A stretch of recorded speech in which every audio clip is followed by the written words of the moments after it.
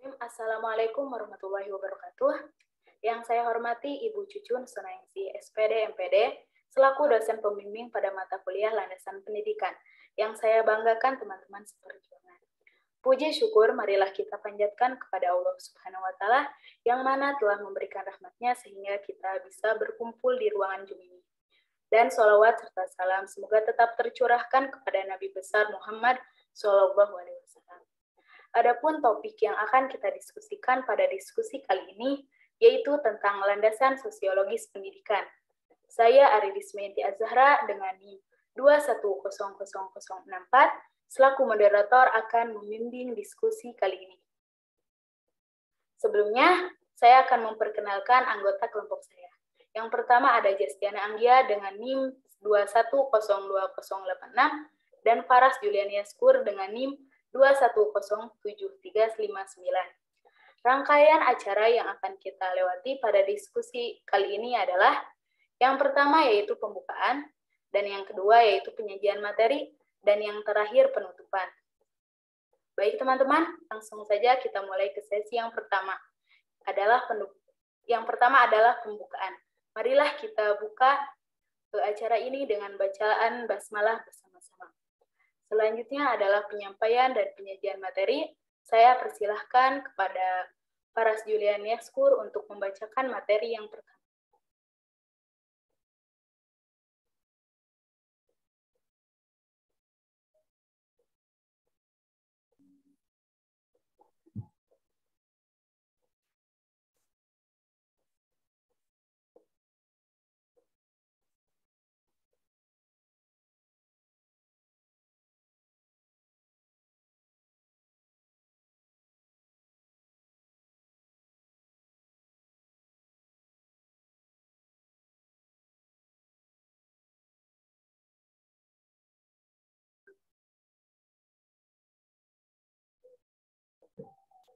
Pengertian landasan sosiologis pendidikan. Secara leksikal, landasan berarti tumpuan, dasar atau alas, karena itu landasan merupakan tempat bertumpu atau titik tolak atau dasar pijakan.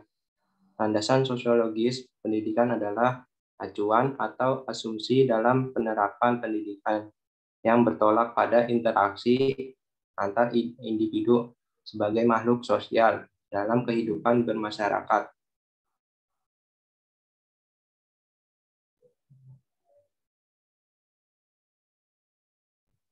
Landasan sosiologis pendidikan di Indonesia menganut paham integralistik yang bersumber dari tata cara kehidupan rakyat. Yang pertama, kekeluargaan serta gotong royong, kebersamaan, musyawarah untuk konsensusi. Yang kedua, kesejahteraan bersama sebagai tujuan hidup bermasyarakat. Yang ketiga, negara melindungi warga negaranya. Keempat, selaras, serasi, seimbang antara hak dan kewajiban.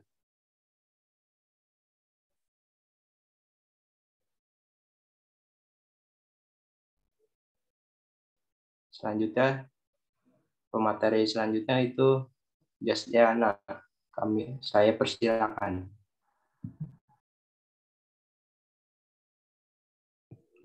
Baik, selanjutnya itu ruang lingkup yang dipelajari oleh sosiologi pendidikan meliputi 4 bidang. Yang pertama, korelasi sistem pendidikan dengan aspek masyarakat lain. Yang kedua ada korelasi kemanusiaan di sekolah. Yang ketiga, pengaruh sekolah pada perilaku anggotanya. Yang keempat, sekolah pada komunitas yang mengkaji pola hubungan antara sekolah dengan kelompok sosial lain di dalam komunitasnya. Yang selanjutnya ada pola-pola kegiatan sosial pendidikan. Yang pertama itu ada pola nomotetis. Pola nomotetis ini lebih menekankan pada dimensi tingkah laku yang bersifat normatif atau nomotetis, atau lebih mengutamakan pada tuntutan-tuntutan institusi. Peranan yang seharusnya dan harapan-harapan atau cita-cita sosial daripada tuntutan-tuntutan yang bersifat perorangan, kepribadian, dan kebutuhan individu. Dalam hal ini, pendidikan dibataskan sebagai urusan mewariskan milik sosial kepada generasi muda. Pendidikan adalah proses sosialisasi individu. Hal ini menimbulkan aliran sosiologisme dalam pendidikan. Yang selanjutnya ada pola ideografis. Pola ideografis lebih menekankan pada tingkah laku yang bersifat tuntutan individual, kepribadian, dan perseorangan. Pendidikan dibataskan sebagai urusan membantu seseorang mengembangkan kepribadiannya secara optimal.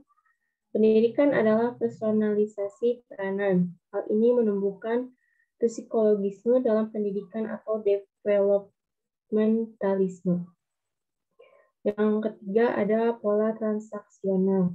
Pola transaksional ini berusaha menjembatani antara pola nomotetis dan pola ideografis. Hal ini berarti menjembatani antara tuntutan, harapan, dan peranan sosial dengan tuntutan kebutuhan dan individual. Selanjutnya, implementasi sosiologi pendidikan di Indonesia. Masyarakat Indonesia setelah kemerdekaan, utamanya pada zaman pemerintahan Orde Baru, telah banyak berubah. Sebagai masyarakat majemuk, maka komunitas dengan ciri-ciri unik baik secara horizontal maupun vertikal masih dapat ditemukan. Sekolah sebagai masyarakat kecil tujuannya adalah mempersiapkan anak-anak untuk menjadi anggota masyarakat yang baik. Dalam implementasi sosiologi, perilaku manusia berkaitan dengan nilai-nilai yang berlaku dalam masyarakat. Sosiologi berpandangan bahwa perilaku manusia tidak bebas, melainkan mengikuti pola yang kontinu, dan pola itu sebagai pengatur perilaku adalah nilai-nilai yang ada dalam masyarakat. Nilai yang berlaku bersumber dari norma, agama, aturan, undang-undang, pengetahuan. Implementasi landasan sosiologi dalam pendidikan bisa dilaksanakan melalui beberapa kegiatan sosiologi dalam pendidikan, di antaranya 1. Sosiologi anak-anak dalam pendidikan. Kegiatan tersebut bisa dilihat dari interaksi antara siswa, interaksi siswa dengan guru, guru dengan siswa. Yang kedua, proses sosialisasi anak-anak di sekolah seperti konsep tentang interaksi sosial, kontak sosial, komunikasi, bentuk interaksi sosial, dan sebagainya. Ketiga, kelompok sosial dengan berbagai bentuknya termasuk sekolah. Yang keempat, dinamika kelompok yang sudah tentu berlaku dalam dunia pendidikan. Misalnya, dinamika dalam kelas, dinamika dalam kegiatan intra maupun ekstra sekolah, dan lain sebagainya. Yang kelima, nilai-nilai yang ada di masyarakat serta kewajiban sekolah untuk mengembangkan aspek itu pada diri anak-anak. Yang selanjutnya ada peran penting sosiologi sebagai salah satu pendidikan. Manusia hakikatnya adalah makhluk bermasyarakat dan berbudaya. Namun karena manusia tidak secara otomatis mampu hidup bermasyarakat dan berbudaya, maka masyarakat melakukan pendidikan atau sosialisasi. Dengan demikian diharapkan setiap individu mampu hidup bermasyarakat dan berbudaya sehingga tidak terjadi penyimpangan tingkah laku terhadap sistem nilai dan norma masyarakat. Sosiologi pendidikan dalam menjalankan fungsinya untuk menelaah berbagai macam hubungan antara pendidikan dengan masyarakat. Yang terakhir, ada tujuan landasan sosiologis dalam landasan pendidikan. Yang pertama, sosiologi pendidikan sebagai analisis proses sosialisasi. Di antara para ahli sosiologi pendidikan ada yang beranggapan bahwa seluruh proses sosiologi bahwa anak-anak merupakan pusat perhatian di bidang studi ini, mengutamakan proses bagaimana kelompok-kelompok sosial mengaruhi kelakuan individu. Yang kedua, sosiologi pendidikan sebagai analisis interaksi sosial di sekolah dan antara sekolah dengan masyarakat. LACOP mengutamakan fungsi lembaga pendidikan dalam masyarakat dan menganalisis hubungan sosial antara sekolah dengan berbagai aspek masyarakat. Yang ketiga, sosiologi pendidikan sebagai alat kemajuan dan perkembangan sosial. Ahli pendidikan sosial memandang bahwa pendidikan sosial mampu memberikan dasar bagi kemajuan sosial dan pemecahan masalah-masalah sosial. Pendidikan dianggap sebagai badan yang sanggup memperbaiki masyarakat. Pendidikan merupakan alat untuk mencapai kemajuan sosial. Sekolah dapat dijadikan alat kontrol sosial yang membawa kebudayaan ke tingkat yang tinggi. Yang keempat, sosiologi pendidikan sebagai sosiologi terapat.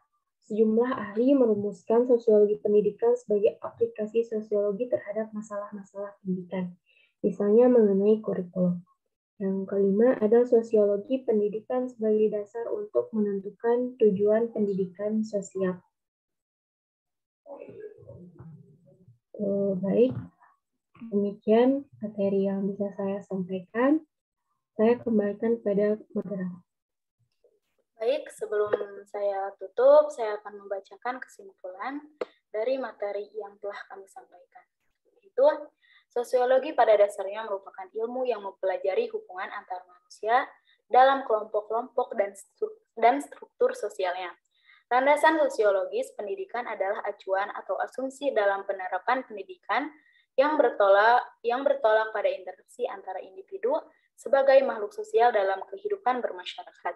Maka dari itu, sosiologi sangat diperlukan dalam pendidikan, karena konsep dan teori dari sosiologi memberikan petunjuk kepada guru-guru tentang bagaimana seharusnya mereka membina para siswa agar mereka memiliki kebiasaan akrab, harmonis, bersahabat sesama teman.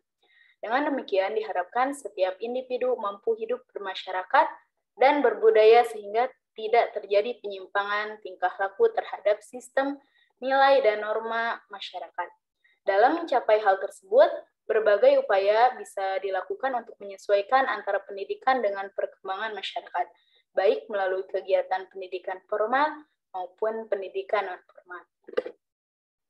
Oke, selanjutnya demikian presentasi dari kelompok kami. Mari kita mengucapkan hamdalah bersama-sama. Alhamdulillahirrahmanirrahim. Saya sebagai moderator mohon maaf atas kekurangannya dan terima kasih untuk perhatiannya. Wabillahi taufiq wal hidayah. Wassalamualaikum warahmatullahi wabarakatuh.